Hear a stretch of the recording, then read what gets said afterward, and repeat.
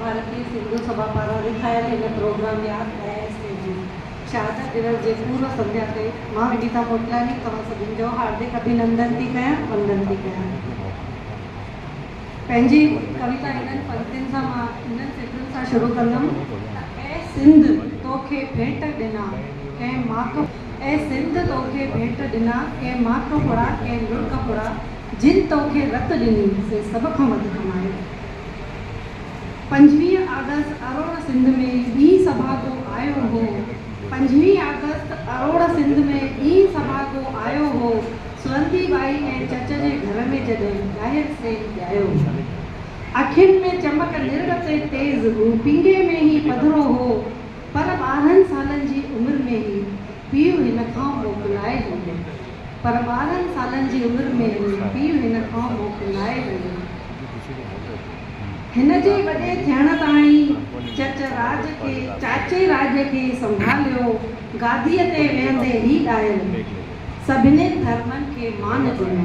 गादीअ ते वेहंदे ही ॾाहिर सभिनी धर्मनि खे मान ॾिनो। सुखे सताबे सिंध खे हर को पंहिंजो मुल्क सम्झंदो हुयो। सुखे सताबे सिंध खे हर को पंहिंजो मुल्क सम्झंदो हुयो।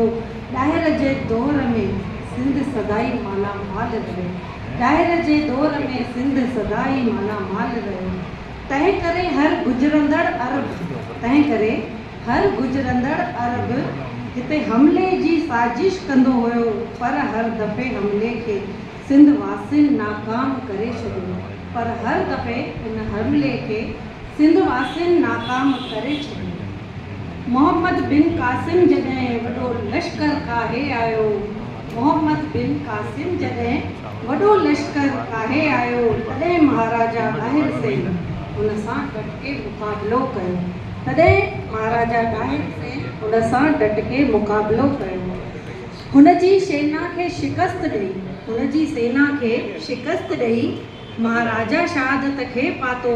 सिंध सां वफ़ादारी कंदे सचो नातो निभाईंदो हलियो।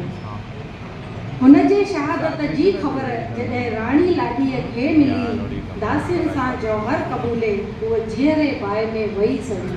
दासियुनि सां जौहर कबूले उहा जीअरे बाहि में वही सड़ी। माल मिल्कियत सां गॾु जॾहिं ॿई न्याणियूं कासिम जे हथ आयूं, कासिम जे दिलि में खोट आयो ऐं ॿई ख़लीफ़ा वटि मोकिलायूं। कासिम खे ही फासाए करे मौत खे गले लॻाए छॾियो।